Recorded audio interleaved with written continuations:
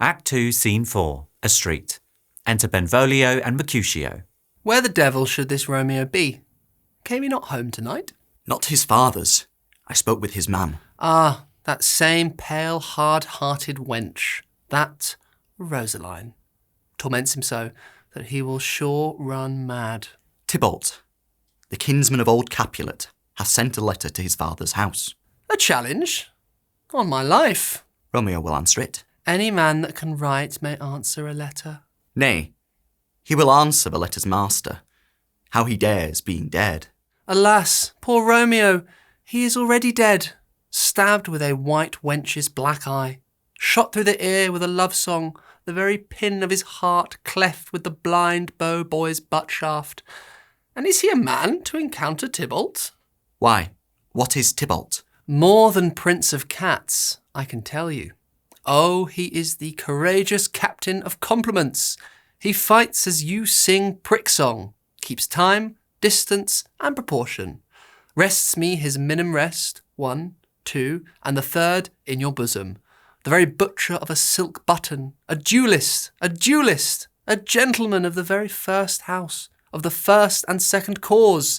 Ah, the immortal passado, the punto reverso, the high. The what? The pox of such antic, lisping, affecting fantasticos.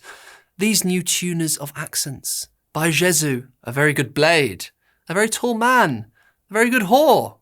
Why, is not this a lamentable thing, grandsire, that we should be thus afflicted with these strange flies, these fashion-mongers, these Perdona mice, who stand so much on the new form, that they cannot at ease on the old bench?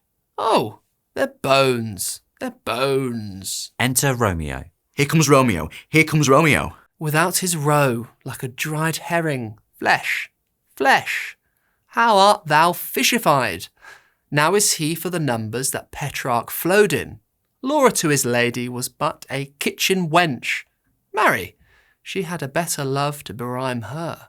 Dido a dowdy, Cleopatra a gypsy, Helen and Hero Hildings and harlots, Thisbe a grey eye or so, but not to the purpose. Signor Romeo, bonjour. There's a French salutation to your French slop. You gave us the counterfeit fairly last night. Good morrow to you both. What counterfeit did I give you? The slip, sir, the slip. Can you not conceive? Pardon, good Mercutio. My business was great, and in such a case as mine, a man may strain courtesy. That's as much to say, such a case as yours constrains a man to bow in the hams. Meaning to curtsy. Thou hast most kindly hit it. A most courteous exposition. Nay, I am the very pink of courtesy. Pink for flower. Right. Why, then, is my pump well flowered? Well said. Follow me this jest now till thou hast worn out thy pump, that when the single soul of it is worn, the jest may remain after the wearing soul singular. Oh, single-souled jest, solely singular for the singleness. Come between us, good Benvolio. My wits faint. Switch and spurs, or I'll cry a match. Nay, if thy wits run the wild goose chase, I have done. For thou hast more of the wild goose in one of thy wits than, I am sure, I have in my whole 5. Was I with you there for the goose? Thou wast never with me for anything when thou wast not there for the goose. I will bite thee by the ear for that jest. Nay, good goose, bite not. Thy wit is a very bitter sweeting. It is a most sharp sauce. And is it not well served in to a sweet goose? Oh, here's a wit of Cheveril that stretches from an inch narrow to an ell broad. I stretch it out for that word broad, which added to the goose proves thee far and wide a broad goose. Why, is not this better now than groaning for love? Now art thou sociable, now art thou Romeo, now art thou what thou art, by art as well as by nature. For this drivelling love is like a great natural that runs lolling up and down to hide his bauble in a hole. Stop there. Stop there. Thou desirest me to stop in my tail against the hair. Thou wouldst else have made thy tail large. Oh, thou art deceived. I would have made it short, for I was come to the whole depth of my tail, and meant, indeed, to occupy the argument no longer. Here's goodly gear. Enter Nurse and Peter. A sail, a sail. 2-2, a shirt and a smock. Peter. Anon! My fan, Peter. Good Peter, to hide her face, for her fan's the fairer face. God ye good morrow, gentlemen. God ye good den, fair gentlewoman. Is it good den? 'Tis no less, I tell you, for the bawdy hand of the dial is now upon the prick of noon. Out upon you. What a man are you? One gentlewoman that God hath made for himself to mar. By my troth, it is well said. For himself to mar, quoth a gentleman. Can any of you tell me where I may find the young Romeo? I can tell you, but young Romeo will be older when you have found him than he was when you sought him. I am the youngest of that name, for fault of a worse. You say well. Yea, is the worst well?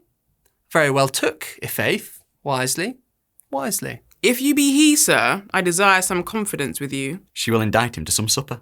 Aboard, aboard, aboard! So ho! What hast thou found? No hare, sir, unless a hare, sir, in a Lenten pie. That is something stale and her ere it be spent. Sings. An old hare haw and an old hare haw is very good meat in Lent, but a hare that is haw is too much for a score when it haws ere it be spent. Romeo, will you come to your father's? We'll to dinner. Thither. I will follow you. Farewell, ancient lady, farewell. Lady, lady, lady. Exeunt Mercutio and Benvolio. Marry, farewell, I pray you, sir, what saucy merchant was this, that was so full of his ropery? A gentleman, nurse, that loves to hear himself talk, and will speak more in a minute than he will stand to in a month. And a speak anything against me, I'll take him down. And a were lustier than he is, and 20 such jacks, and if I cannot, I'll find those that shall. Scurvy knave, I am none of his flirt gills, I am none of his skeins mates, and thou must stand by too, and suffer every knave to use me at his pleasure. I saw no man use you at his pleasure. If I had, my weapon should quickly have been out. I warrant you I dare draw as soon as another man, if I see occasion in a good quarrel and the law on my side. Now, afore God, I am so vexed that every part about me quivers. Scurvy knave. Pray you, sir, a word. And as I told you, my young lady bade me inquire you out. What she bade me say, I will keep to myself. But first, let me tell ye, if ye should lead her into a fool's paradise, as they say, it were a very gross kind of behaviour, as they say. For the gentlewoman is young, and therefore if you should deal double with her, truly it were an ill thing to be offered to any gentlewoman, and very weak dealing. Nurse, commend me to thy lady and mistress. I protest unto thee. Good heart, and if faith, I will tell her as much. Lord, Lord, she will be a joyful woman. What wilt thou tell her, nurse? Thou dost not mark me. I will tell her, sir, that you do protest, which, as I take it, is a gentlemanlike offer. Bid her devise some means to come to Shrift this afternoon, and there she shall at Friar Lawrence cell be shrived and married. Here's for thy pains. No, truly, sir, not a penny. Go to, I say you shall. This afternoon, sir. Well, she shall be there. And stay, good nurse, behind the abbey wall. Within this hour my man shall be with thee and bring thee cords made like a tackled stair, which to the high top gallant of my joy must be my convoy in the secret night. Farewell. Be trusty, and I'll quit thy pains. Farewell. Commend me to thy mistress. Now God in heaven bless thee. Hark you, sir. What sayest thou, my dear nurse? Is your man secret? Did you ne'er hear say two may keep counsel, putting one away? I warrant thee my man's as true as steel. Well, sir, my mistress is the sweetest lady. Lord, Lord, when 'twas a little prating thing. Oh, there is a nobleman in town, one Paris, that would fain lay knife aboard. But she, good soul, has as lief see a toad. A very toad as see him. I anger her sometimes and tell her that Paris is the properer man, but I'll warrant you, when I say so, she looks as pale as any clout in the versal world. Does not Rosemary and Romeo begin both with a letter? Aye, nurse, what of that? both with an R? Ah, Mocha. That's the dog's name. R is for the... No, I know it begins with some other letter. And she hath the prettiest sententious of it. Of you and Rosemary. That it would do you good to hear it. Commend me to thy lady. Aye, 1,000 times. Exit Romeo. Peter. Anon. Peter, take my fan and go before and apace. Exeunt.